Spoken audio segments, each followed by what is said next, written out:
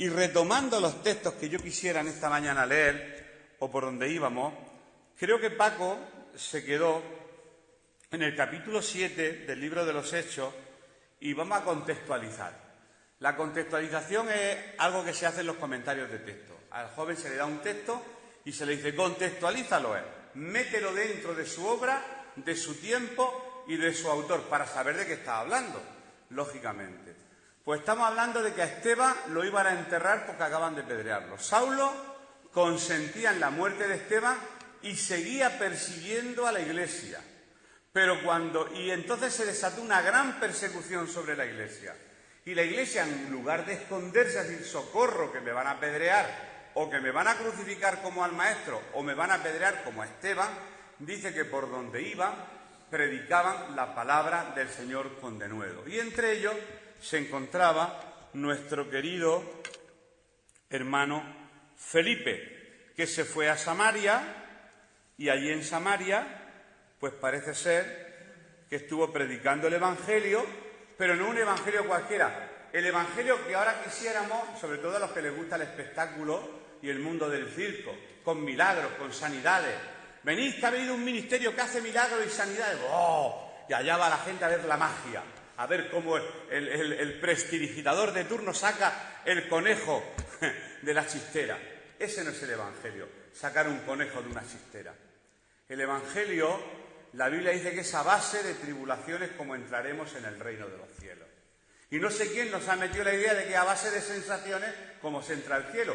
Yo, por desgracia, aprendí cosas buenas, pero una no tan buena era que tenía que sentir. Si yo no sentía, me encontraba mal. Y si sentía, me encontraba bien.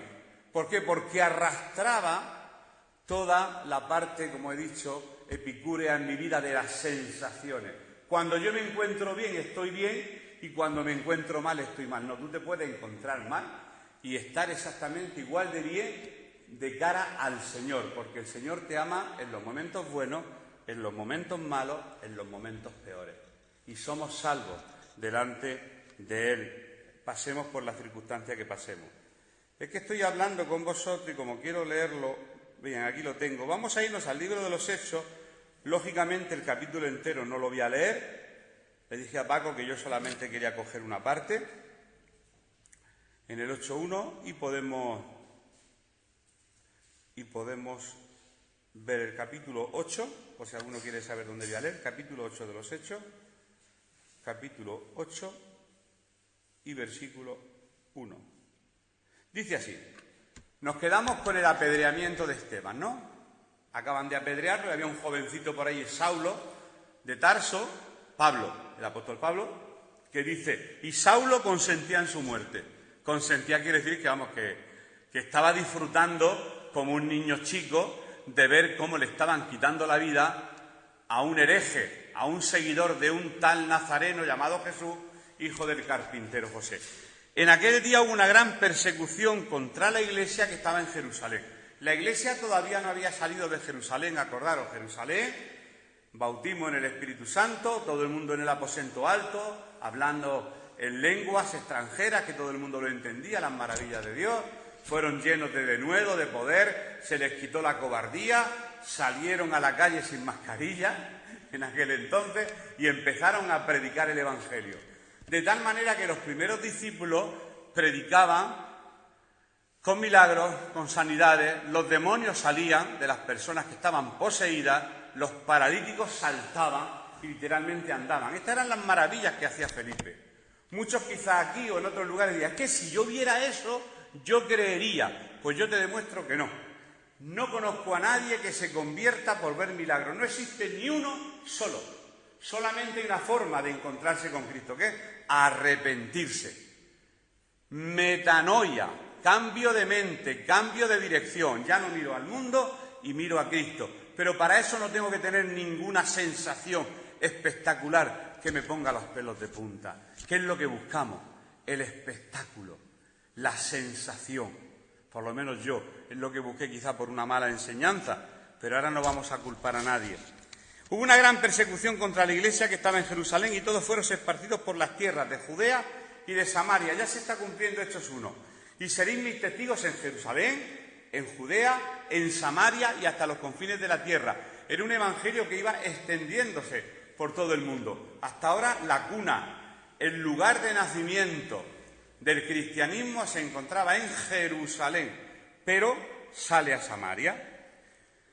Dice, y hombres piadosos llevaron a enterrar a Esteban e hicieron gran llanto sobre él. Y Saulo asolaba la iglesia y entrando casa por casa arrastraba a hombres, arrastraba literalmente. Algunos quizás decían, tira para adelante, que vas a la cárcel, y a otros los arrastraría literalmente para meterlos en la cárcel. Es que tenemos un concepto de un Pablo que predica en Atenas, de un Pablo que predica en Listra o que predica en cualquier provincia de la antigua Macedonia y demás, y vemos un Pablo así muy, no sé, un predicador, pero antes de ser predicador fue perseguidor. Y a los cristianos los encerraba en la cárcel. Y tenía su petit comité de lo que vulgarmente se llama chivatillos. Decía, entra en tal sitio y entérate a ver aquellos que están siguiendo a Cristo. Y le decían, Pablo, en tal lugar esta noche se reúne. Iba, les sorprendía reunidos y los encarcelaba y los metía en la cárcel. Esta era la misión de Pablo, asolar a la iglesia. Yo hoy tendría que haber compartido esto, pero lo vamos a dejar para el capítulo 9, con la conversión de Saulo y la posterior persecución de la iglesia. Yo me voy a centrar en una historia. Me voy al capítulo 4, dice que los que fueron esparcidos iban por todas partes anunciando el Evangelio. O sea, era tal la llenura del Espíritu Santo que no se acobardaron para nada de que su compañero Esteban hubiera sido apedreado, sino que por el contrario, por donde iban predicando el Evangelio. Cuando oramos por la iglesia perseguida, cuando oramos por nuestros hermanos que se encuentran en otros países, a pesar de la persecución, existe la iglesia que se llama la iglesia subterránea, la iglesia que predica en la clandestinidad. Vi una película que creo que la vi en la iglesia bautista hace muchos años, nos puso un pastor llamado William, que creo que medía 2 metros, y nos puso una película de cómo en Rusia, cuando estaba prohibido el tener Biblias, el predicar el Evangelio, como hoy sucede en Corea del Norte, cómo para bautizar a algunos creyentes de una congregación clandestina se levantaban a las 6 de la mañana, iban al río Volga en pleno mes de enero o febrero y tenían que con un marro romper el hielo para poder tener acceso al agua, se bautizaban, salían del agua, cogían las ropas y las escondían en un granero para que ni la policía, ni la sociedad, ni nadie se enterara de eso. La iglesia en la clandestinidad. ¿Cuántos hermanos nuestros están sufriendo en la clandestinidad? Y ya en el primer siglo, estos hermanos no se amedrentaron, sino que por el contrario, predicaron la palabra. Entonces Felipe, descendiendo a la ciudad de Samaria, les predicaba a Cristo. Y la gente unánime escuchaba atentamente las cosas que decía Felipe, oyendo y viendo las señales que hacía. Porque de muchos que tenían espíritus inmundos salían estos dando grandes voces. Eso era un exorcismo tal cual. Los demonios salían pero chillando, sacudiendo y tirando en tierra a aquellas personas que tenían espíritus inmundos. Y muchos paralíticos y cojos eran sanados. Así que había gran gozo en aquella ciudad. Hombre, si hasta ahora lo que tenían en la ciudad era un falsante llamado Simón, que hacía truco a lo David Copperfield, y que la gente le aclamaba pensando que los trucos venían de Dios, y de golpe y porrazo llega un muchachito llamado Felipe y le habla de un Dios completamente distinto. Este no es el Dios de los milagros espectaculares, de alargar piernas, de que llueva oro del cielo, que voy a temblar. No, este es el verdadero Dios. Esto no es un espectáculo, esto no es un circo. Lo que trae Felipe es palabra de Dios y poder del Espíritu Santo. No es un espectáculo como hasta ahora os lo habéis creído con el tal Simón, que es en el que yo me voy a entretener.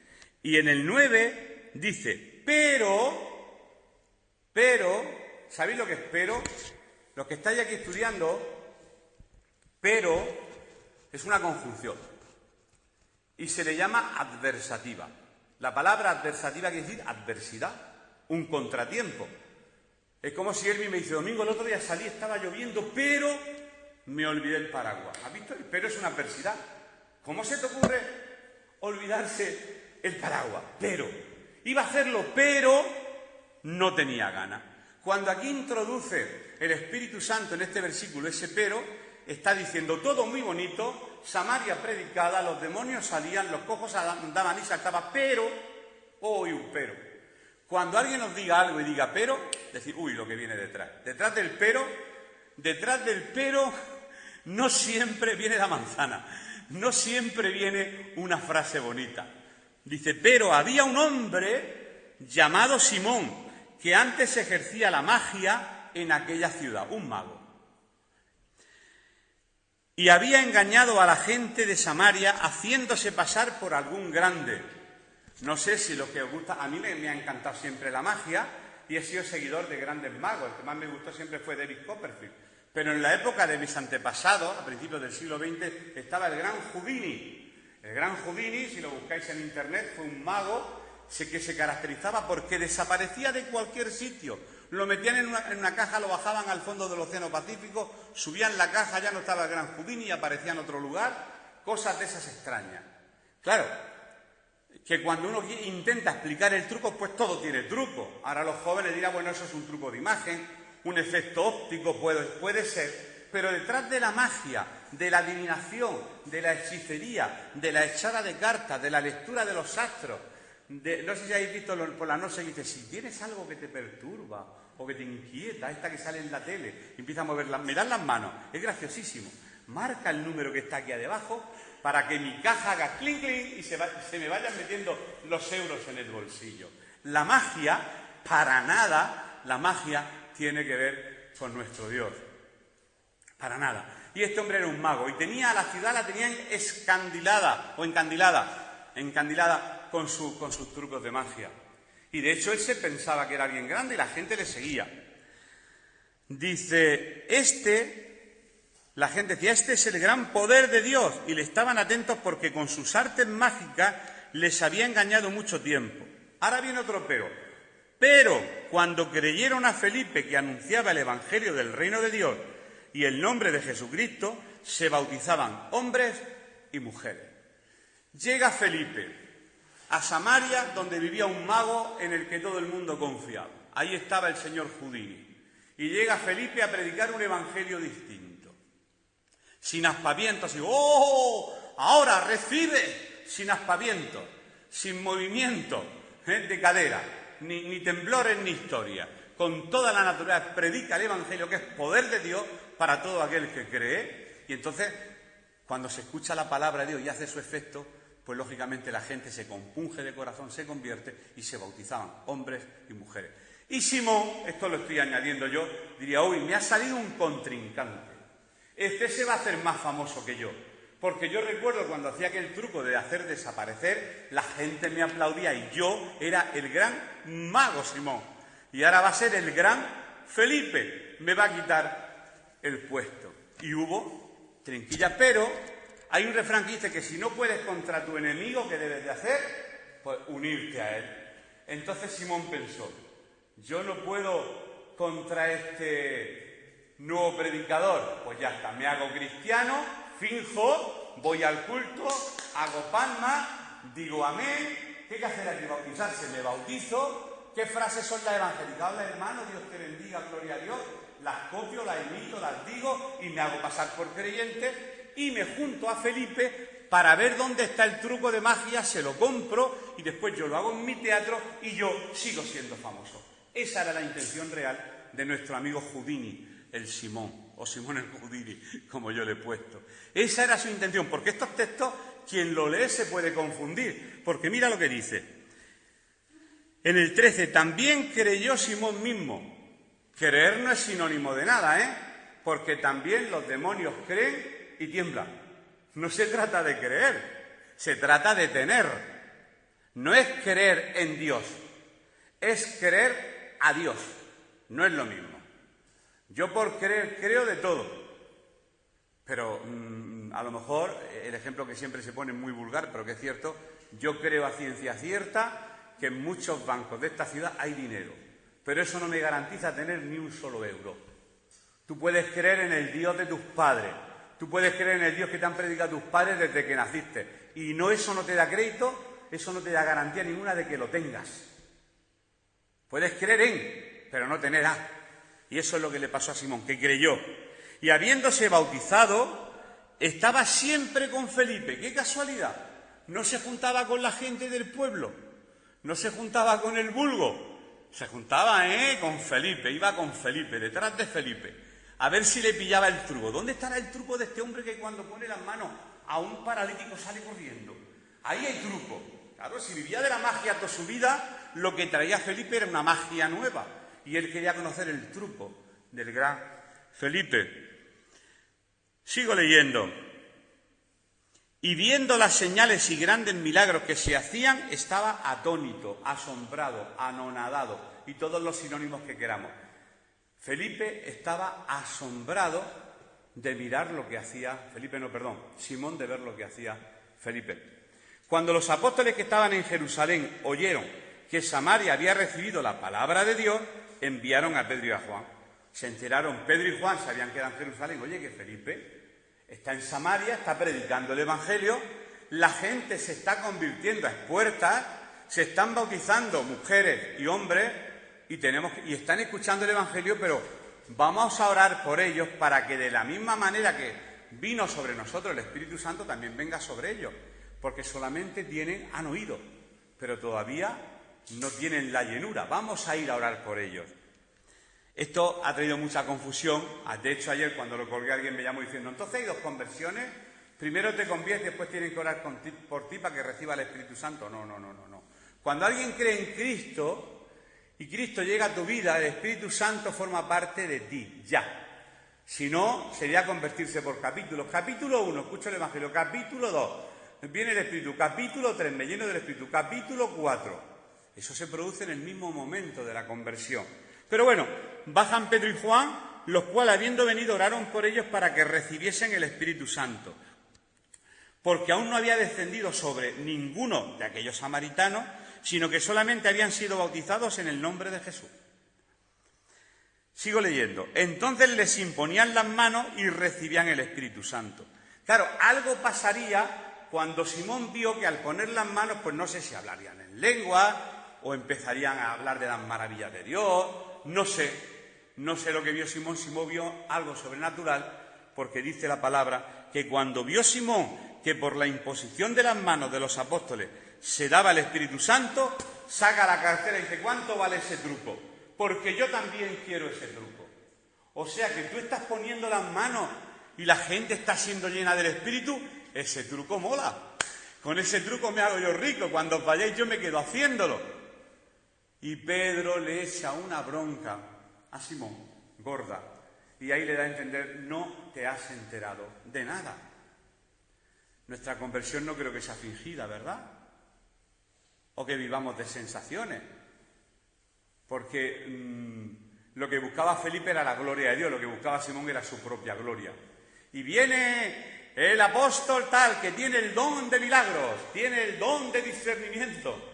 Lo que tenemos es un pecado encima que si Cristo no nos lo quita nos vamos al infierno. Porque no existen los grandes hombres de Dios, porque existen los hombres del gran Dios. El Dios grande es Él, quien hace los milagros es Él, quien tiene poder es Él. Y nosotros somos sus fieles servidores que decimos, heme aquí, Señor, y haz a través de mi vida lo que tú quieras, pero toda la gloria, toda la honra y todo el poder para hacer milagros en los cuales creo son tuyos. No del hombre. No hay hombres estrella. El hombre que quiere ser estrella se estrella. No vaya a ser que ocurra como aquel predicador que buscamos para que viniera y exigía primero un hotel de 4 o 5 estrellas, que fuéramos a recogerlo, el lugar donde iba a comer, el tipo de comida. Esto es terrorífico, lo que está ocurriendo con la teología de la prosperidad. El tema de tener, como soy el Rey de Reyes, a mí me corresponde lo mejor. Pues no, porque el Hijo del Hombre no tenía ni donde recostar la cabeza y tú vas a venir aquí a que te traigan a los pies las ofrendas, pero tú ¿qué te has creído? Con la necesidad que hay de familias enteras que no tienen ni para comer y tú te vas a llevar el dinero de una congregación que está trabajando para dar de comer al hambriento, beber al sediento y vestir al desnudo. Y aunque el siervo sea digno de su salario, eso es una cosa, y otra cosa es la simonía. La simonía es que se habla mucho en la Iglesia Católica. Es decir, tengo tal don, lo exploto y a cambio tengo unas ganancias, porque tengo tal o cual don.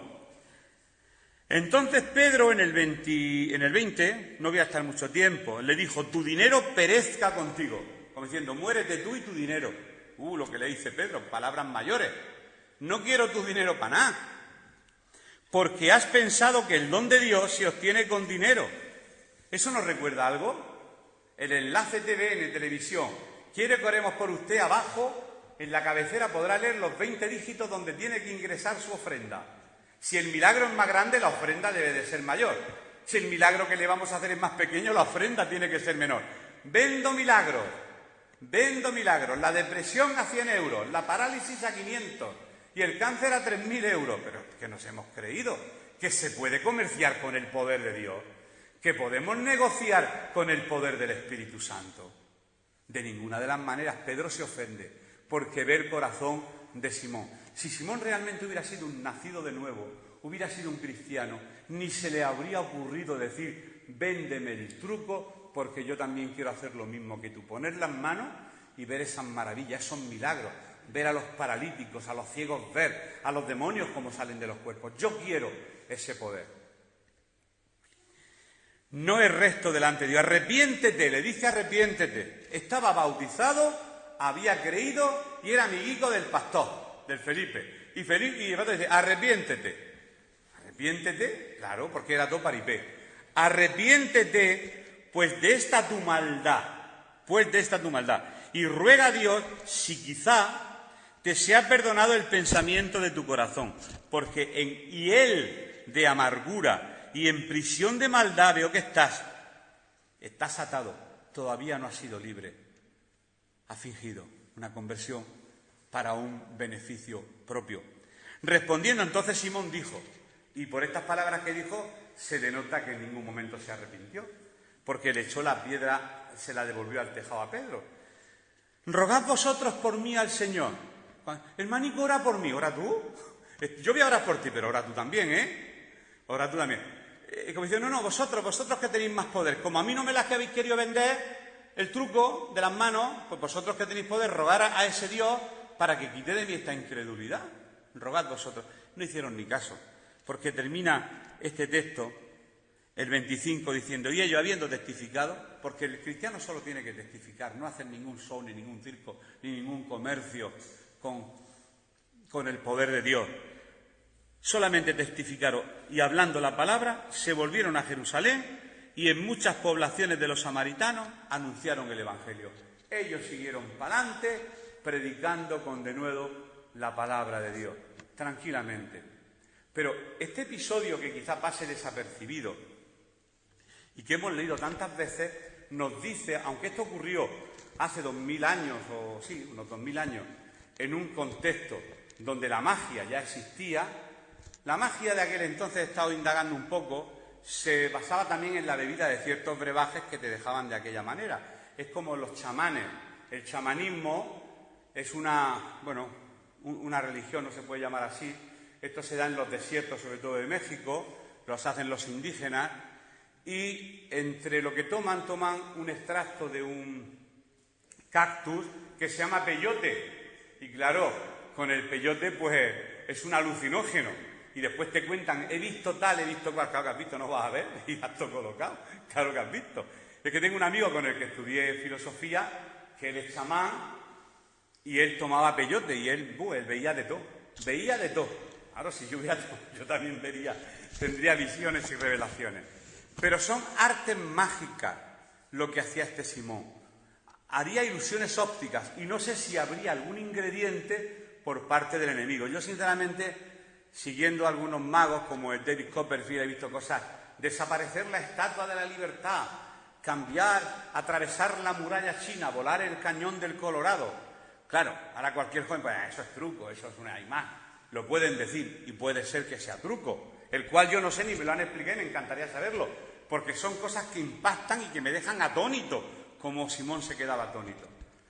Pero también hay en cierto tipo de magia, según la magia sea blanca, rosa, negra o colorada, también está el enemigo por ahí rondando.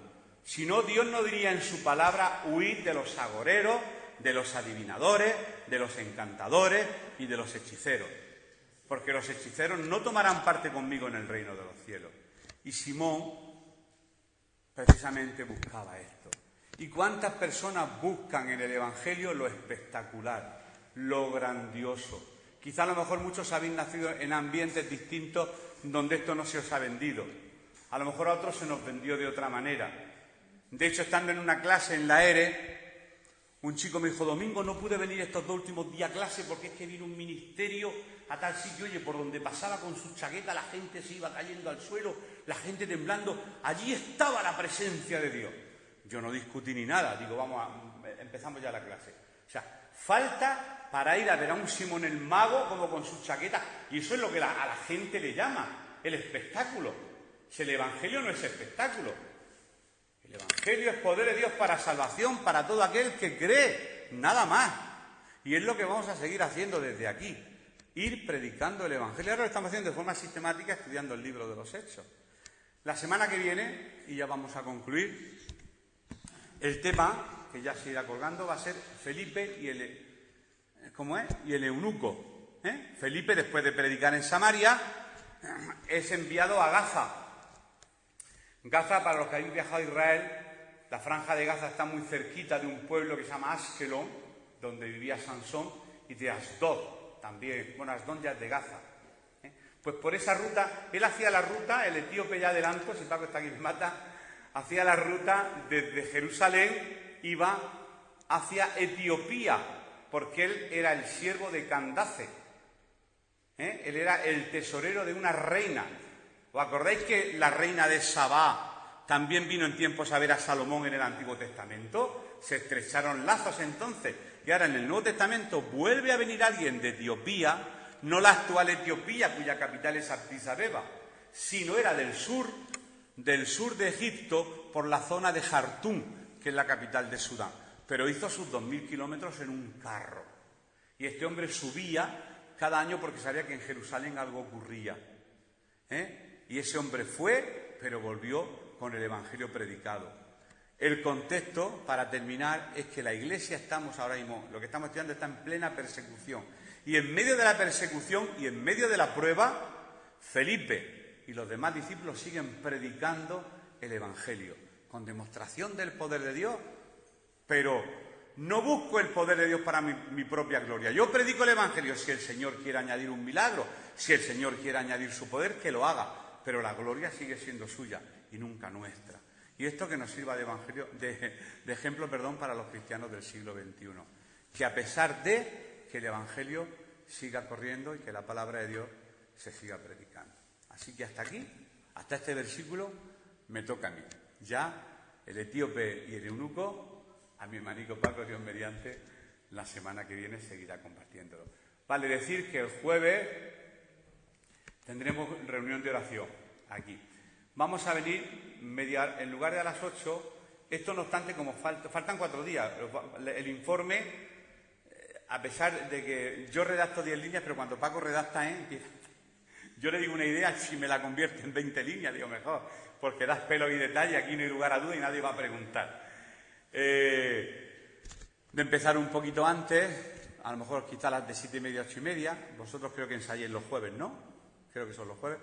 Y después, pues, lógicamente, como vendremos, hombre, no estoy augurando ni adivinando, pero vendremos poquita gente, pues quizá no tocaremos nada más, tocamos 4 sillas, pues las limpiamos y ya marchamos. Ya hablé con Ana, antes del jueves, y ya el culto quedaría para los domingos, perfecto, y después el jueves sería otra reunión más y más cosas que iremos informando de aquí en adelante. Ya nos gustaría que viniera más gente. Otra cosa, yo sé que esas sillas son incomodísimas, que el trasero se pone cuadrado y que duele, y cuanto más yo hablo, más rabia me cogéis porque peor lo estáis pasando, menos los que se sientan allí atrás, pues ese trípode es maravilloso, y la sillica que yo me buscaba, la de Juani, con el cojín, es extraordinaria. Pero quiero que sepáis, no que está solamente en el corazón, sino ya en activo y en marcha, la compra en breve de sillas. Se os mantendrá informado, O sea, las cosas se están haciendo porque estamos en un periodo de transición, pero creo que va a ser para bien. Creo que va a ser para bien. Nunca se nos ocurra jugar quién viene, quién no viene, porque el miedo es libre, como aquel que dice, yo mismo lo tuve, no puedo jugar a nadie, pero aquí estamos. Vamos a seguir adelante, cumpliendo lógicamente con todas las normas que nos exija el Gobierno. Si el Gobierno mañana dice, bueno, pasamos a la fase 0 o -1 y tenemos que cerrar, pues tendremos que cerrar. No hay. pero hoy por hoy lo estamos haciendo legalmente, legalmente. Entonces, así que, nada, sigamos trabajando. Pues terminamos este tiempo, hacemos una oración. Hemos pasado ya lista, María Jesús ya está fichada aquí. Estamos todos fichados. No, esto ya dijimos, además tú me lo comentaste, que la idea nos pareció bien y la hemos copiado de nuestros hermanos. Porque eso es lo que tenemos que hacer con nuestros hermanos. Nunca hablar, sino examinarlo todo y coger lo bueno. Porque todos tenemos algo bueno.